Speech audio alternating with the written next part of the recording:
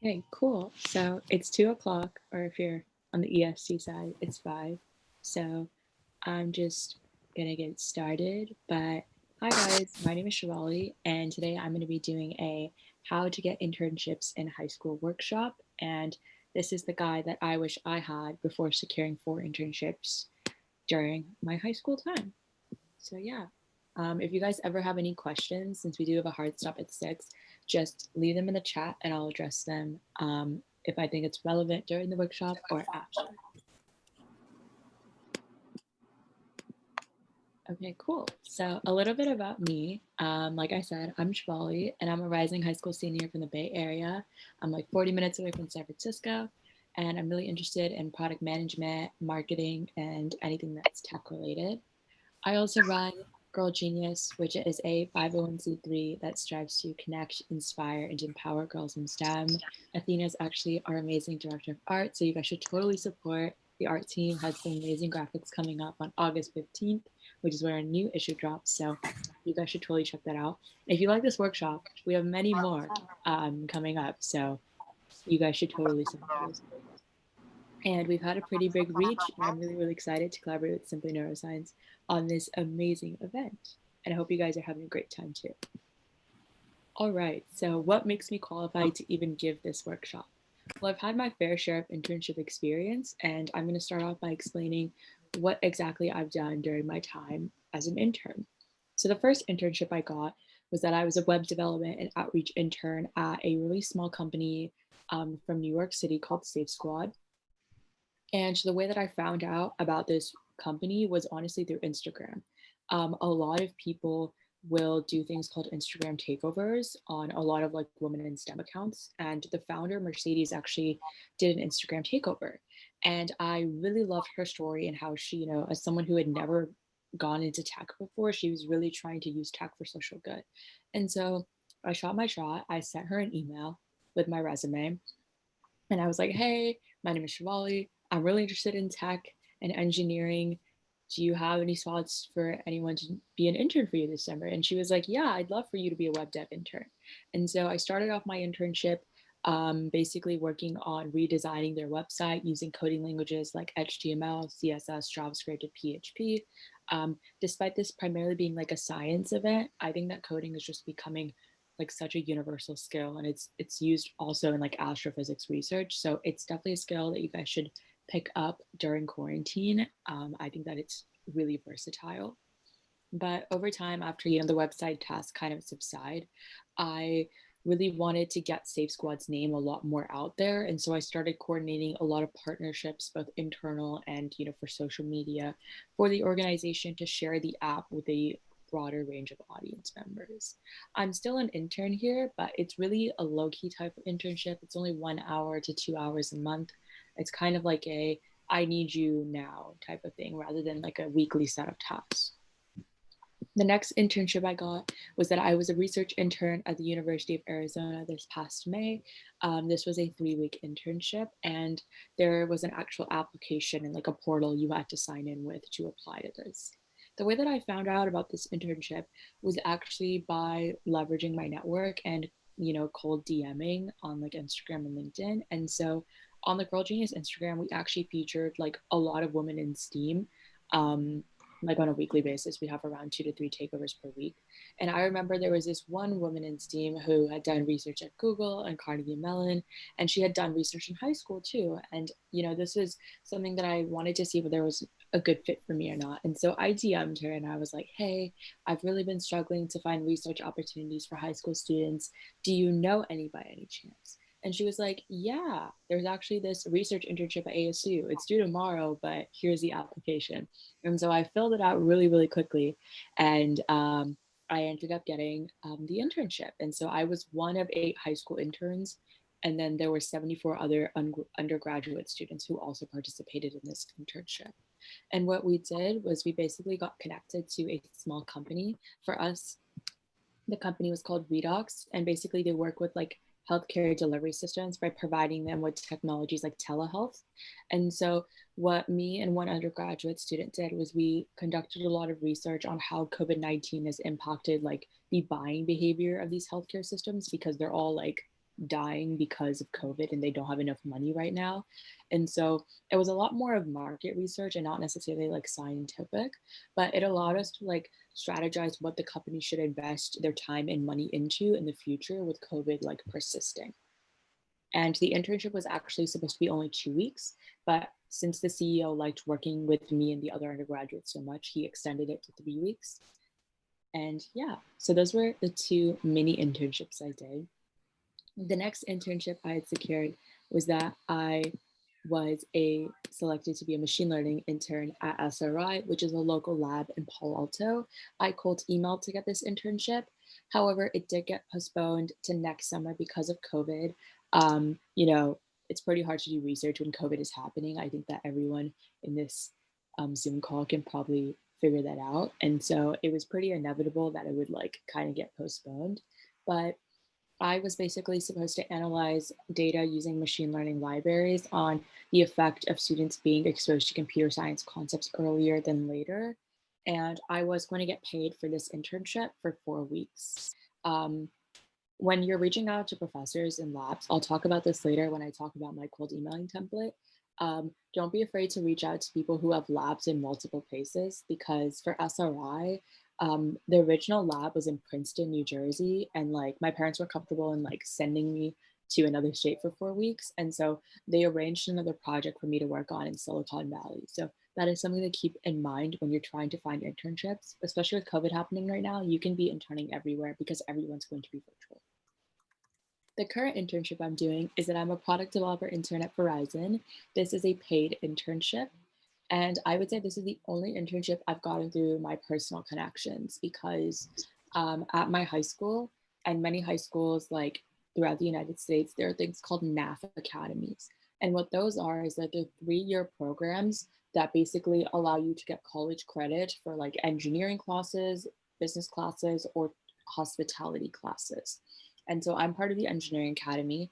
And basically, out of 120 students per high school, that have these academies, they select 20 kids to intern at a really cool company and explore like the intersection of both tech and business. And so I was one of the interns chosen. And so what I've been doing for the past 4 weeks is working on building like business proposals towards integrating like Verizon technologies like 5G, edge computing, machine learning, towards building a more sustainable community. So, creating apps and things like that for them. And yeah, that's what I have really been working on. I also wanted to touch upon the fact that I was accepted to the Cisco High School Internship Program last summer, but I chose not to go with it. And I think that for me, I didn't choose to go with it because I think that saying yes to every opportunity is not the right way to go. But also, this internship was more of a shadowing experience rather than something that I would be fully immersed in and actually be coding and, building something and leaving the internship with a new set of hard skills. And so it's okay to say no to opportunities, just really analyze whether or not they are really the right fit for you. Like instead of doing that summer, I did like code with Closely and I got 2 scholarships for ID Tech camps. So I really built my coding skill set and that opened up just not even internship opportunities, but like also leadership positions at really cool nonprofits. So that's something to keep in mind. So, why did I want to intern anyway? I think that it's really important to ask yourself these questions because intentions can really matter.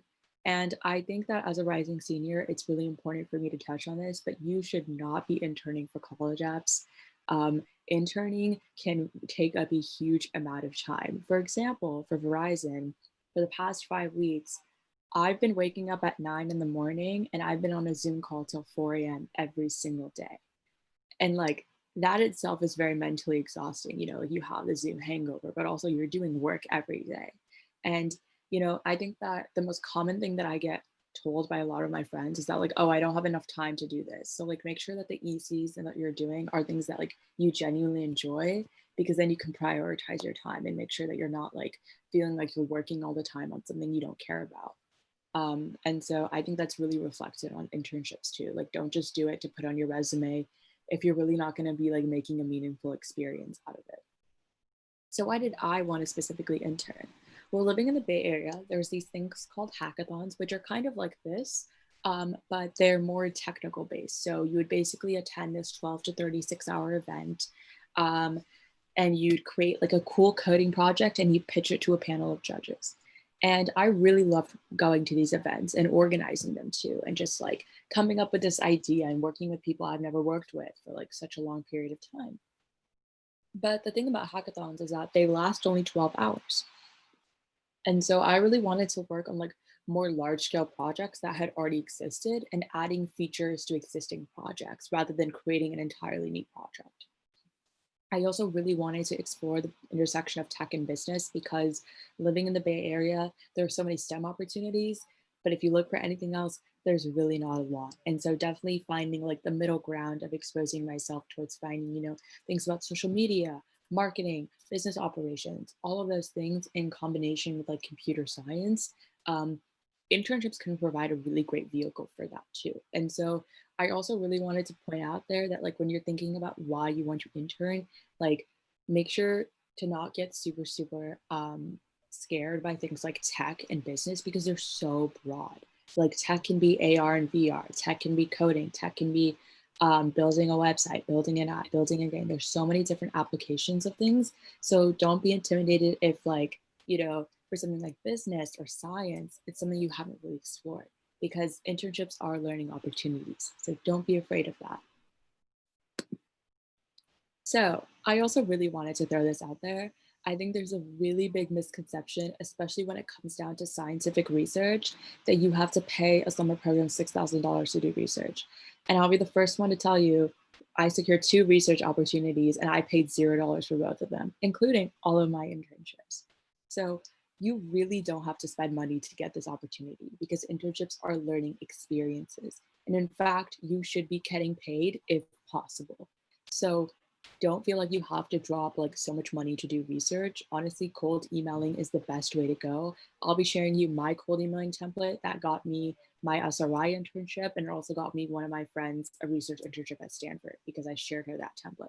So don't feel like you have to pay to get these opportunities. I honestly think that if you're paying to intern, it's kind of a waste of time. Someone should be, gladly be taking your help. So don't feel like you have to drop money. I honestly think it's pretty unnecessary to do that. So, how do you get an internship? Step one is to figure out your why. You need to understand why you want to intern because it really helps you narrow down the companies and the types of roles that you're looking for. So, for me, it was really easy to do that because I was able to identify, okay, I really liked design, I really liked UI, UX. And so, doing things like app development and web development, that was something I was interested in, and I could, put that on a Google document. You also really want to pinpoint what exactly do you want to do and learn. So if that means I want to learn how to code, I want to learn how to do scientific research, I want to learn how to do digital marketing. Those are all things that you need to Lola, why you reach 500K subscribers like on your pinpoint yourself because it really helps you when you're writing these cold emails and you're even applying and searching for internships rather than just going down that narrow path of searching like high school internships on chegg.com and hoping something pops up that appeals to you. Step two is resumes. So I'm sure that all of you have heard this. Like resumes are really, really important, and also they're declined incredibly fast. Now, I don't think this is the case for high school students, but the goal is to, get internships to prepare you for the future. And in the future, these resumes are declined like that. So they're extremely important for you to practice on building at the moment. So what are a few of my resume tips? The first one is to get on LinkedIn. I cannot express to you what a underrated source LinkedIn is for high school students. It's a completely free platform. However, you have to be, I believe, 15 or 16 to qualify for an account. But basically, it allows you to connect with a bunch of high school students, undergraduate students, and adults. And for me, there are two main things that I've used LinkedIn for. The first one is talking to a lot of undergraduate students and talking about the majors that they're doing, the schools that they're going to. It's a really great way for you to figure out what major you want to go into. I highly recommend that. But in a more professional way, it's also a really great way to set up coffee chats with people who have super cool jobs. So, for example, there's someone I follow on LinkedIn named Grace, and she's like a PM intern at Salesforce. And I love her LinkedIn posts and, you know, following on her journey about how she, unlike other product management interns, she majored in business administration and made her way up towards a very technical role. And I thought that was super interesting. And it made me see like, oh, wow, this is a job that I think I would want to do. So definitely use LinkedIn for that. And it could also help you, land an internship experience if you really, DM someone and they have the opportunity for you, like that happened for me for ASU. You also just want to add your experiences on LinkedIn. I think that LinkedIn is just a lot more approachable than like creating a Google Doc and creating your resume upon that. And another reason why is bringing me to my next tip, which is using the Chrome extension Steve.io. So I'll be showing my resume in the next slide, and that's how I made it. But basically what Steve.io does is it extracts all of the information off of your LinkedIn and turns it into a resume within like 2 minutes. It's so easy because for me, LinkedIn is something that I can just edit on my phone or like on my laptop every day. And creating a resume can be such a hassle, but Steve.io just does all the design work and all the hard work for you. Where like you don't have to transfer the data directly by typing it in physically. You can just update your LinkedIn, press a button, and it'll update, which is really convenient. If that's not your thing, you can definitely use things like Canva. If you get a github.com account with your student email, you can get Canva Pro for free for a year. Or if you're in a 501c3, you can do that too. Canva has some really nice resume templates. You can also use Figma to really like make it personalized as well. Or you can just use Google Docs. I know a lot of Google Step interns that actually have made their resumes using Google Docs. Honestly, I think that whatever is the easiest way for you to go back to a resume and for you to edit it and improve upon it, that's what you should really use. So this is my resume, and let's break this down a bit. So obviously, I think that the basics, you guys know this, but definitely having your name, the email that you check the most, By that, I mean, it's the email you clean out the most. You don't just let like spam emails accumulate over time and then you have 9,000 unopened emails. Make sure it's an email that you are checking on a daily basis. I cannot stress the importance of that enough. Putting your website if you have one. So if you have a personal portfolio you've coded, if you're applying for a tech or design role, putting things like your GitHub account or your Dribble account, those things can really allow people to understand the extent to like your coding knowledge. So for me, I've had a lot of recruiters and interviewers like actually pull up my GitHub account and start asking me about questions and projects I've worked on. So that is something to keep in mind. And I think it just, your resume is so small. It's a really great way to just get more information out there about you and for your interviewer to be a lot more informed about you as a person. On the upper right-hand corner, I have my education.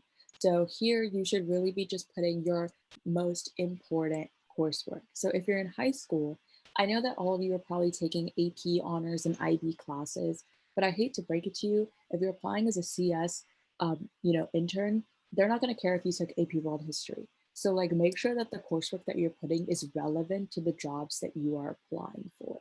I think that that's really, really important. And it can also show, again, like, wow, this person has taken a lot of CS classes. It just reaffirms your skills again. GPAs. I know that for college, you have to put your GPA, but in high school, it's not a requirement. So if it hurts you, don't put it. If it doesn't hurt you, you can put it. So I think that's a really personal choice. I would say, maybe getting into the habit of putting your GPA is really, really good. But again, if it hurts you, like, don't feel like you have to put it on there. Experiences.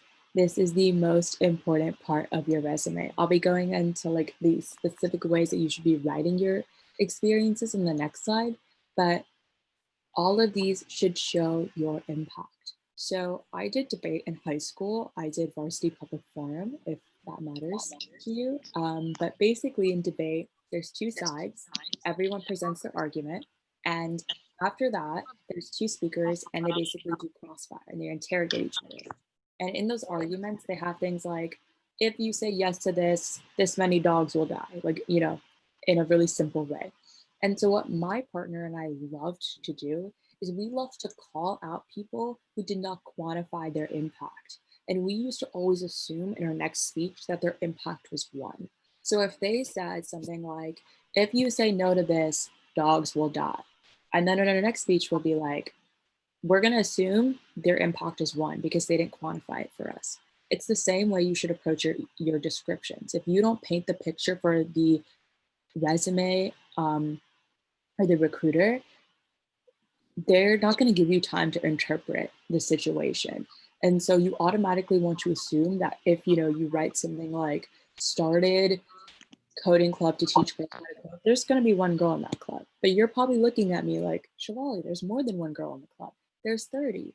So writing something as simple as like started Milpitas's first coding club with 30 festivals and 4 officers, that just paints the picture a lot more. And so you really want to make sure that your resume descriptions entail that completely. You also want to make sure that you're using action verbs. I think that a really underrated strategy is if you have a word like organized or like developed, putting that word in Google search and just writing resume synonym, that's what I do every time and it works out. And for you guys, this is generally going to be your extracurricular section. This is not the Common App, however.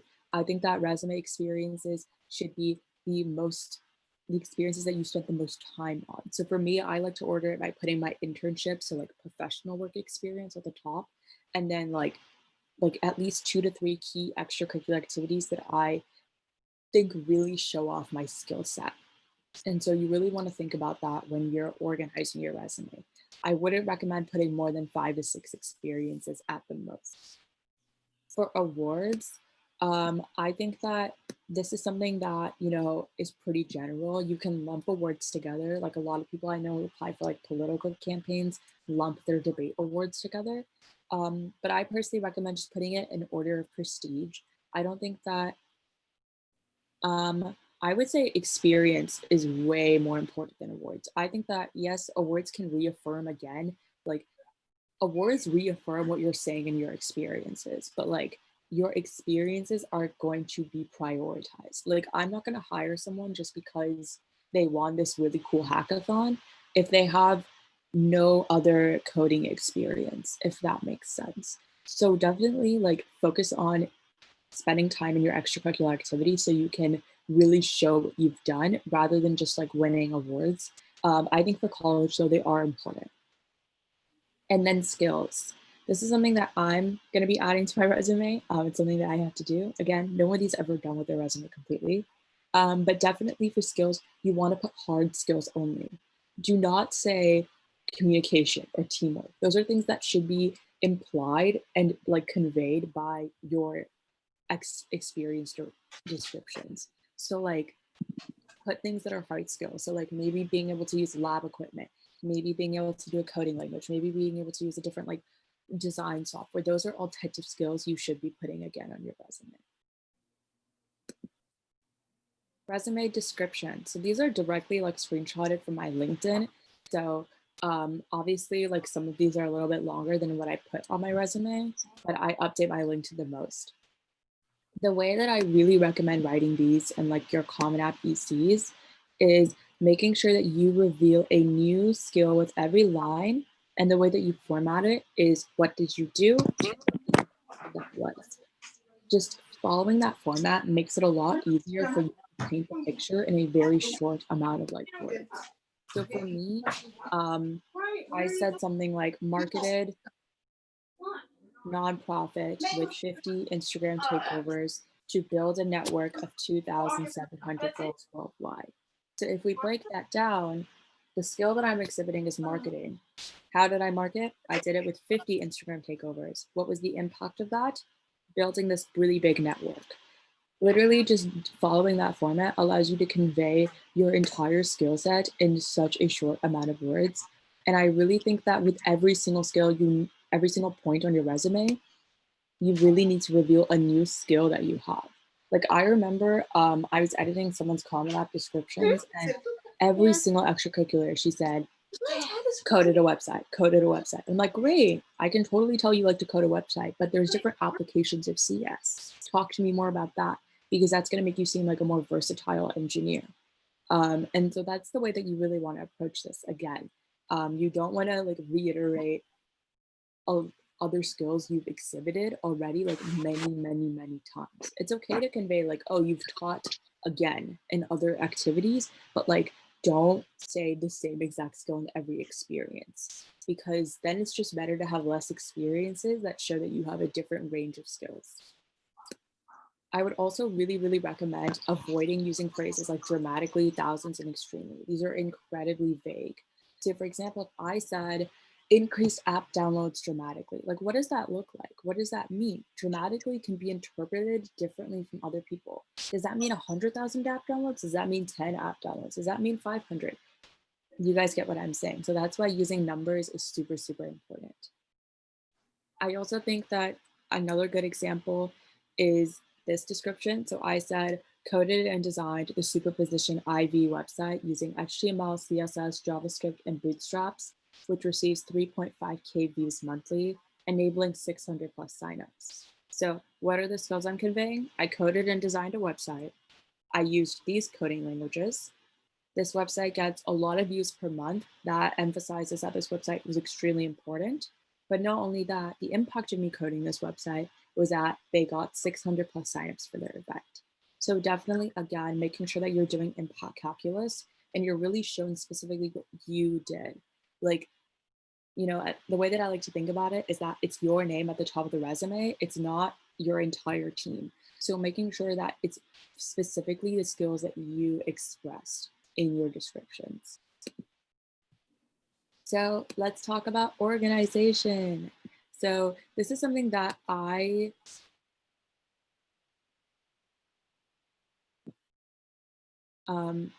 this is something that I did when I was finding internships, especially for research. And so what I did, so let's break this down. So the first thing you should obviously put is like the name of the company, the org, the position that you're applying for, or if you're applying for a cold email, the ideal position you want to get. Then you want to do the skills needed or the keywords in the job description. Even if you're just applying to like a high school internship program, it's really, really important to take these into account because then you can, you know, edit your EC descriptions to better fit this or edit your application descriptions to better fit this. So like that really allows you to show that, hey, I looked at the skill you're doing and you're really trying to show that you're an ideal candidate. The next section is like company/research professor notes. This is so important. So like if you are applying or like cold emailing to a professor, this is where you're going to put all the details about the papers you read. This is about you like putting notes down after like going on their website. And like most importantly, like seeing this is the information you're going to be using in your cold emails. So like really do your research because I'm a firm believer that if you get to know your consumer, they'll get to know you too. Then it's just like typical like application or cold email, the link to your document. And then again, back to step one, it's why do you want this? And in this section, I like to put like the ideas I have because ideas indicate interest. You know, it's kind of like when you're doing an interview and someone's like, oh, do you have any questions? And I think that showing ideas is kind of like the same way of like being prepared to ask questions at the end of the interview. It really shows that you took time to think about the organization longer than like just sending out an application. I also think that if you're going to be applying for like a research opportunity, like directly at a lab, make sure to look at their mission statement. That's something I did for ASU. So ASU's mission statement is like basically doing a lot of like social impact. So I really emphasized that when I applied. But yeah, I really recommend using OneNote. OneNote is this a new thing that I've just recently discovered and I fell in love with it. But you can also do this on like a Google Sheet or like Excel sheet too. So how do you find internships? I think that finding internships is not incredibly easy, but these are the skills that are just resources that I have accumulated. Yes, OneNote is the best. I've been using it for college. It's been great. But these are my tips on finding actual internship opportunities. I will do a shameless plug. Girl Genius has a really, really great mailing list where we put internship opportunities in every single newsletter. So you guys should totally sign up. We do STEM research internship opportunities. And I remember in the past, we've done like virtual research opportunities here that are completely free. We don't do any research or internships that you have to pay for. So you guys should totally look that up. Oh, yay. Thanks for joining the Slack, guys. Built by Girls Way. If you're a girl interested in tech, business, or entrepreneurship, this is an incredible program where you get to be mentored by a woman working in any of those fields. And the reason why I recommend doing that is because, first of all, having someone who works in the industry directly to look over your resume is incredibly useful. But also, a lot of my friends have gotten referrals directly from their mentors and like recommendation letters. Like my wave of mentors written me a recommendation letter before. So those are things that can really help when like you're trying to apply to internships or just find opportunities in general. LinkedIn, oh my God. I like to do this thing that I call LinkedIn stalking, where when I was a sophomore in high school, I would go on like really cool like people's profiles who are like recent undergrads, like rising freshmen at UPenn or something like that. And I would see if our interests aligned based on the ECs, and I would see where they would intern. And this is a really good strategy to do, especially with COVID now, because all internships are going to be virtual. So it doesn't matter if they're from Georgia or Florida, you can totally reach out to the company they intern for and ask if you can do one too. This is also a really great way to find out about summer programs. Like I did a UC Berkeley program this past semester that was completely free. And I didn't even know it existed until I like found someone on LinkedIn. So really, really great way on like finding internships is to just stalk people on LinkedIn. Because some people will like also put the professors they've researched under too. That's something I did when I was trying to find professors to cold email. I think when in doubt, if you're really struggling, Chegg and Indeed are a pretty great place to start. I would say that for these, it's about just sending your resume to as many places as possible rather than like spending the time on it. I personally haven't been successful with Chegg or Indeed, but I know that some people have. I think that also an underrated source is using a website called Simba.io. It's an internship matchmaking system. And I was supposed to do like an internship at GoFundMe, but I ended up getting an internship at Verizon. So I chose that instead. And I found that through this platform. If you're interested in CS, they do make you take a test, but it's honestly not that bad. I think also another underrated source is using a platform called Roundpeer. I don't love the user interface, but a lot of small businesses will post that they need interns. So it's a pretty great place to like just, casually check like once a week to see if there's any new opportunities. So this is my cold emailing template that got me my paid internship at SRI and one of my friends an internship at Stanford. I would recommend taking a picture of this now, or I can just send it to you if you DM me on the Slack. But let's break this down on what is the best way towards getting a research internship by sending out these cold emails. So I want to preface with this, your email should not be an essay. Your email is not like a college application essay. You want to be straight, simple, concise, to the point, and pack it with still a lot of information. So let's see how I did that. Oh, the Slack. I'll be having that at the end of the presentation, but you can also just DM me on the Slack that everyone's in for this competition, and I can get that to you. So obviously start off with like an introduction, who you are, your grade. Right off the gate, what are you interested in? This really comes down to the why you wanted to intern part. Like figuring that out really allows you to see like, oh, this is what I want to do. And then I think that the second paragraph is the most important paragraph. It's explaining why you want to intern, what do you want to do, and what piqued your interest. So if you're sending a cold email to a research professor, this is where you specifically highlight the exact research paper title. This is where you talk about it.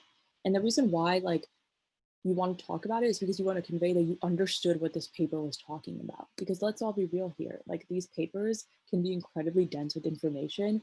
And so making sure that you show that you've articulated this paper is pretty impressive at a high school level. And it also shows, again, if you got to know them, they're more inclined to get to know you. And then talking about why something interested you. So for me, I talked a lot about the paper for SRI. It was about like using natural language processing to determine like how accurate like Instagram captions were to like the photos. And so I talked about that. I was like, this is so interesting to me, obviously in like smart words, but like pick papers that interest you. Do not email professors if you didn't like their paper or you didn't understand it. That's just a waste of time. And then just saying like, oh, I would love to work with you. Simple things like that. The third mini paragraph should be a brief glimpse into your resume because you're going to attach your resume. Do not like overshare in this paragraph. You really want to keep it like up to like 2 to 3 sentences. For me, I just did 2, where I just talks about key coursework and key coding languages such skills I have. So when I was because a lot of the things that I was reaching out were for like tech related. So this is a really great place for them to know without even opening your resume, you are qualified for this. That's basically what you want to convince in this paragraph after establishing your introduction. Why do you want this? Why are you qualified? And then just ending with like a couple of like closing sentences and attaching your resume. When you're going to send these emails, make sure that it's for 8 a.m. in the morning. Schedule it using Gmail. And the reason why I think this cold emailing template works is because it's extremely personalized to each professor. You cannot use the same email for every professor, and nor should you, because I remember when I was first starting to like email people in sophomore year, I looked back on those emails, they were very poorly written. And it was because I could have used the same exact email to send to any professor. And by really making it personalized to them, they're just more inclined to actually respond to you. So, how do you get an internship during COVID-19? Let's talk about it. I just think research is really not going to be a possibility until this ends. Just because I know that like a lot of people are doing virtual school, but to do research is like, I would personally recommend like if you're going to be, Oh, personalizing your email account? I just meant like personalizing your emails, like referencing the research papers directly in those emails, um, and showcasing, like adjusting the skills that you're exhibiting and mentioning in those papers towards each professor. So like for me, I wouldn't mention like skills like HTML and CSS if I'm applying for a machine learning internship because those things aren't really used hand in hand. Yeah, for sure. Um, Yeah, I just don't think research is going to be a possibility, which I know sucks because like it's super, super exciting. However, I've heard from so many people that if you're doing science research specifically, it's not a good idea to do remotely because you're really not going to be learning a lot. It's a lot more beneficial when you're like in their hands on. So don't beat yourself up about it. I also just don't recommend emailing professors because they probably don't even know what the situation is either. So what can you do instead? Email startups in your area. I think that especially if you live in California, COVID is not looking like it's going to stop anytime soon. Like my SAT just got canceled today. So, yeah, it doesn't look like it's going to stop, which means that a lot of people, like small businesses, are going to continue to be impacted financially by this ongoing pandemic. But what that means for you is that everybody needs free help. And so if you email a company being like, hey, I'll make your website for free, and they were planning to get their website coded for $15, they're going to take you up on that offer.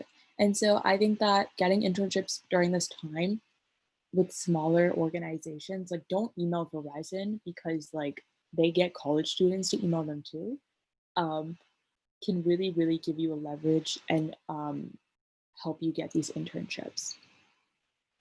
And like I think that a lot of people when they're like looking at startups, they're like, oh, like they're only for tech people. Every single company needs business. Every single company might need like a data analyst for like science stuff. Those are things to keep into consideration when you're emailing them. That like every single organization, like to an extent, has something for every aspect of STEM. I also wanted to touch upon that rejection is 100% normal. I sent 100 cold emails and then I got my one yes to work on my dream research project. Now I know it got postponed, but like it was really, really exciting for me to like even be considered for this opportunity. And like, I remember when it got postponed, like they were just like, we even talked to like the senior executives at the lab and being like, it's just not going to be a possibility because of COVID. And so don't worry about the fact that the email you spent 20 minutes on doesn't land you the internship. Like it's okay. I was devastated that my internship got canceled, but then I ended up getting one at Verizon and like, you know, you lose some and you win some, and it's like completely true. And so like it's okay if you get rejected. Like don't go on things like LinkedIn too long because it can be like, oh my god, this person is an ISEF finalist, why am I not one? Like it's okay, it's really not, doesn't say a lot about your like academic abilities whatsoever. Like you have to get rejected to succeed. So like it's okay, don't worry about it, you'll be fine. So what if you have an internship? Here are some really key tips that I recommend. um, Wet lab research to do during this time. I would personally recommend, this is something that I actually got on a coffee chat with. I would recommend asking if you can sit in on professor Zoom calls. And the reason why I say that is because you can still learn a lot from that in terms of like the research they've done or just still getting that experience. Like I know one of my friends, she like attended a lot of this one professor's class and then after that she got an internship. So that's something that you can do. You can be like an apprentice under them. Oh, the question was, what do you recommend students interested in wet lab research but not coding should do during this time? And so my answer to that was just like asking them to sit on their classes, or, I think that that's a really, really good idea because you can still learn a lot from them and also ask them for an internship when it's possible. I don't recommend like spending things on like Summer STEM Institute. I've just heard many shady things about those virtual research programs. Like I remember someone was trying to convince me to do like $1,000 research program. I'm like, what am I gonna learn from this? Like, so I would honestly really, really recommend that, or seeing if you can do something that intersects both like science and tech, doing things like data analytics. Um, for example, like I know there's like the COVID visualization team. I know that they're doing a lot of research, so that's something that you can look into as well. Okay, I hope that answers your question. But like, what if you got an internship or you're doing any virtual opportunities right now and you need some help navigating this remote scene? Well, I think first of all, you should definitely over communicate a little bit. And the reason why I say this is because you're not going to be necessarily seeing the person you're working with every single day, like face to face. And so sending emails to your professor or, your advisor or whoever you're working with on projects you don't understand is extremely important, but also just keeping them updated. Like, hey, I turned this in. I know that if you're ever working for someone, like they really, really like when you turn in things earlier. So that's something to keep in mind, even if you're interning. Ask for extensions if you need it. When I was doing ASU, it was the week of my AP test. So like there were some meetings I couldn't attend because I was literally taking my test. And so it's really, really important to like let your manager know about that stuff. Like I thought that, I was like, oh my God, there's this super cool CEO. He's not going to be happy if I say I can't come. But he was like, no, that's totally okay. And so I think that everyone's just so much more understanding during this time. It's okay to ask for extensions. The way that I like to go about extensions is telling the person I'm asking for extension with, like, hey, during the time you've given me, I've been able to do XYZ work. Here's the evidence of that. I need a few more days to finish XYZ work. So that shows that, hey, I've actually done stuff during this time. I need a little bit more time to complete it. And I think that that's a lot more better to go about it because you're showing that you actually started on the project rather than being like, oh my God, I completely forgot about it. I need time to like finish it. And most importantly, ask how you can improve. So getting on coffee chats with like people through LinkedIn or whoever, you're working with is really, really important for you to facilitate that real life internship experience. And also, you know, see like their advice on like navigating, science and STEM. Okay. For Raga, you can DM me on the like what's it called? The event Slack and I can answer your question there. So I think that my biggest overarching tip when it comes to, if you did all of that and during COVID-19 you couldn't get an internship, is to always build your skill set. Um, I think that especially if you're going into something like STEM is always evolving. Every single 5 years, STEM looks completely different than what it was 5 years ago. So make sure that like even if you didn't get this internship, I think that COVID-19 is the perfect time to take a community college class, to take a Coursera class, to sit on a professor's lectures, to learn a new skill that you didn't learn before and actually like diving deep into it. So like these are a few app frames I made during Verizon, but like this is something I could have done on my free time too. Like I could have competed at a hackathon or like a STEM event like this and made something like this. And so the fact that all of you are competing, that's really, really important because you are evolving your skill set and you're not remaining stagnant.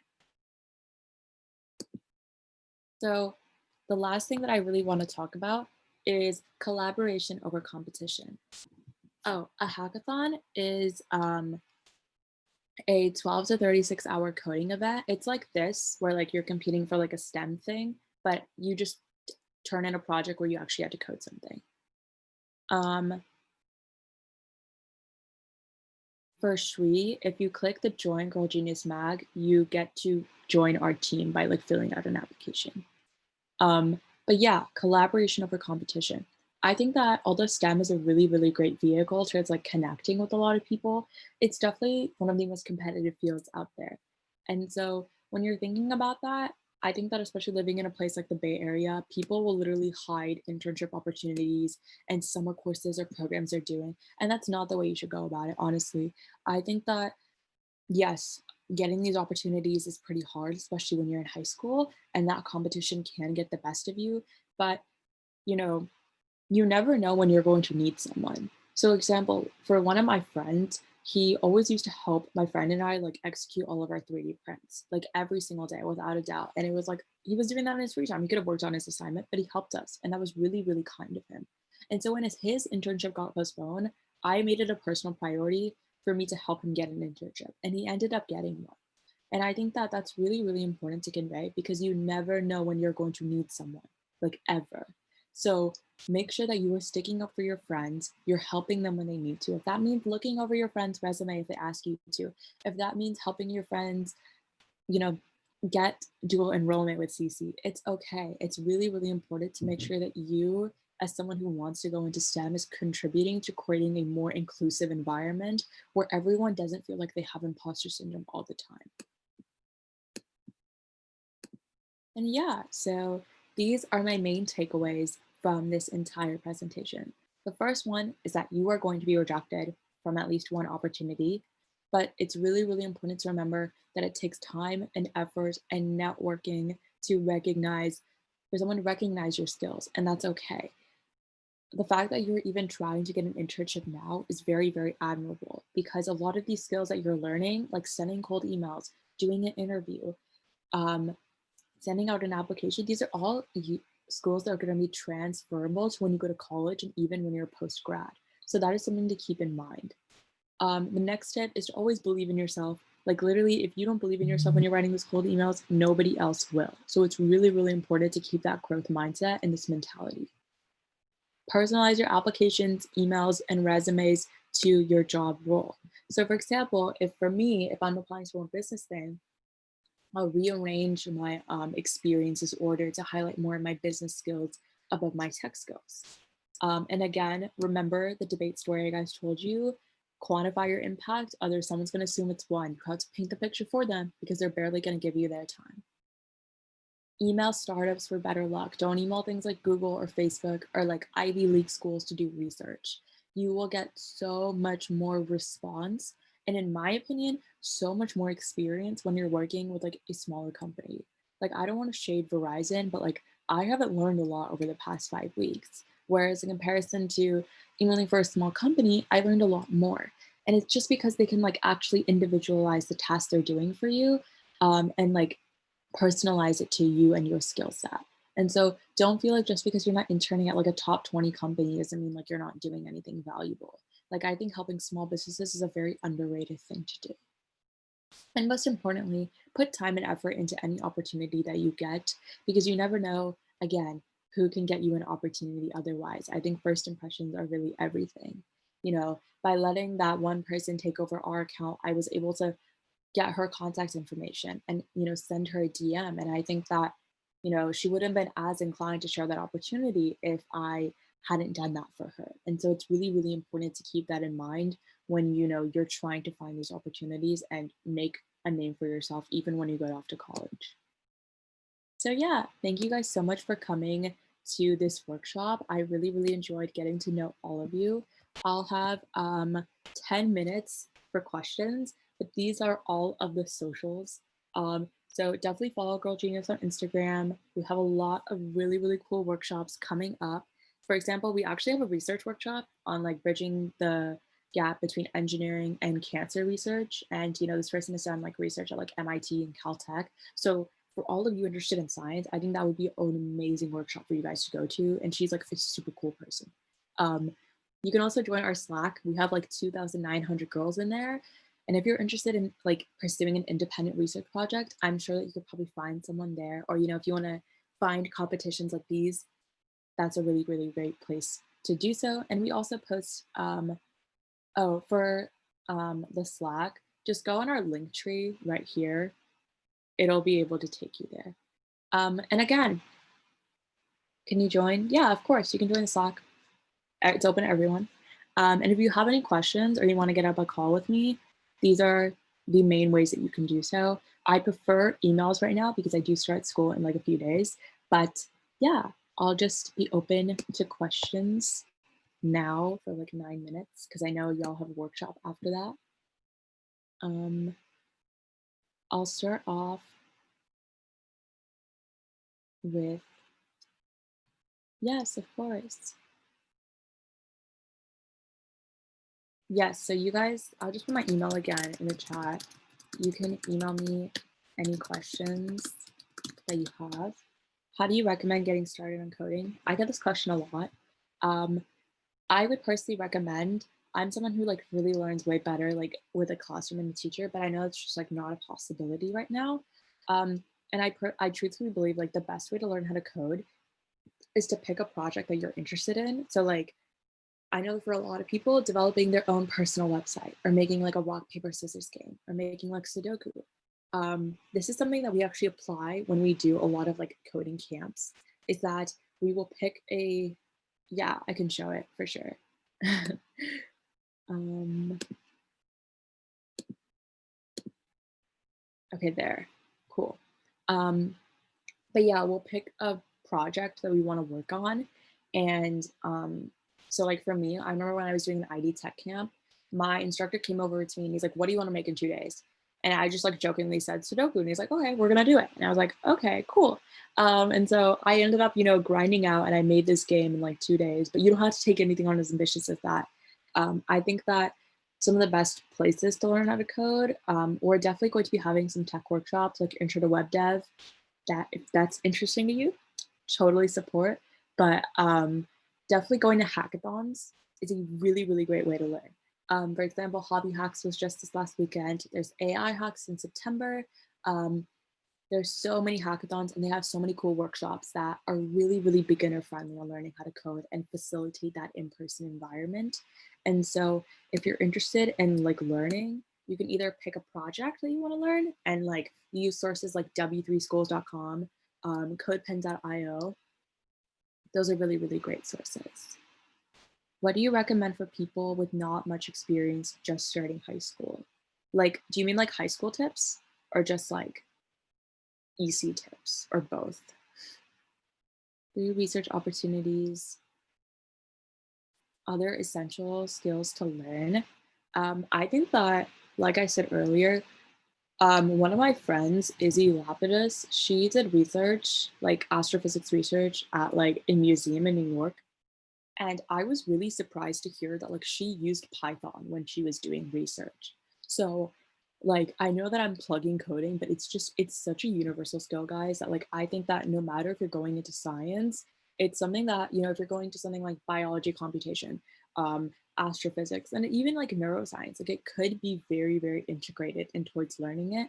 And so I really, really recommend doing that. Also, yeah, I wouldn't say I'm the best person to ask for like the other essential skills. I think that during this quarantine time, you should just like learn how to communicate your ideas to someone. That is a very underrated skill to learn. Incoming high school freshman. Oh my God, I remember when I was a freshman. Oh.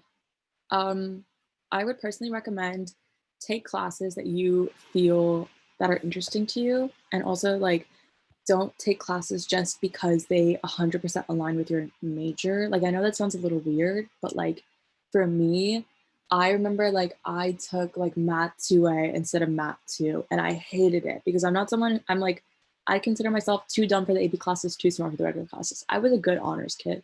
And so don't be afraid to like not take an extra AP or take a quote unquote easier AP class. Like take the classes that you truly feel like you can be successful in. Um, Heads, yeah, that's my biggest step. Also, just like put yourself out there. You will probably not end up with the same people you ended up with freshman year. So, yeah, that's what I would say. For people wanting to get a head start on research opportunities later on, um, I think if you're really starting off with like the amount of things that you can do, it's definitely taking community college classes. I think that's something that is not done enough in high school. Like that's another tip. If you're in high school and you still have time, take that. Um, because again, that can really help you learn another skill, like taking something like intro to sociology, intro to bio, intro to chem. Doing that at your local community college can really help show that you are able to take on college level coursework, and therefore you're a lot more inclined towards getting that opportunity, because coursework does matter, like it does. And definitely, like, I know that lab is just kind of like not a really a possibility right now, like doing like labs of like AP Physics. But I think that CC classes are kind of going to be the closest ways that you can get to it. Can you only take college classes through dual enrollment? Um, I think so. I'm not 100% sure on that. I think it really depends on your school. What college am I aiming for? Oof. I don't know, man. I'm a rising senior. It's a confusing time. Um, My current contact preference, just email me. That's like the best way to reach me. Or just like if you want to connect with me on LinkedIn, you can do that too. Just let me know if you're from the workshop. Um, but yeah, it was fun talking to you guys. Any other questions? I'm here for 3 more minutes because I know that there's another workshop happening. But yeah, if you guys like want any, if you want any specific science workshops for Girl Genius to do, shoot me an email. We'll make it happen. Like literally, my team is a rock star. Like Athena's so great too. APGO. I haven't taken APGO. That's not offered at my school. Sorry. It's okay if it's off topic. We have 3 minutes. I think I'll stop sharing my screen now because, like, yeah, cool. Yeah, of course. Thank you guys for coming. Make sure to go to the other workshops. They sound super cool. And support Simply Neuroscience. They worked very hard for this. Like, Athena knows how much work it goes into organizing a conference. It's, y'all think it's so easy. It is not easy. It takes a lot of work. But yeah, I'll be here for 2 more minutes. Yay, thank you. I'm happy you enjoyed it. For hosting this workshop. I feel you. My CS teacher in my high school didn't teach me anything. Shade, but like, I feel you. I would really, again, I'm someone who just picked up a lot from like going to hackathons. But I really just, again, like pick a project that you want to build. So for me, like something that I do whenever I'm making a website is being like, okay, how can I take another thing that I did in the past and make it better? So like, if you go on like the current Girl Genius website, like that's something my co-lead and I coded. There was this schedule thing that I did for another organization. I really wanted to amplify this. I was like, how can I make this even better than what I did before? And so kind of building upon skills like that. For CS, Scratch is pretty useless in my opinion. Honestly, Python, HTML, CSS, JavaScript, Java, those are the things that are going to help you the most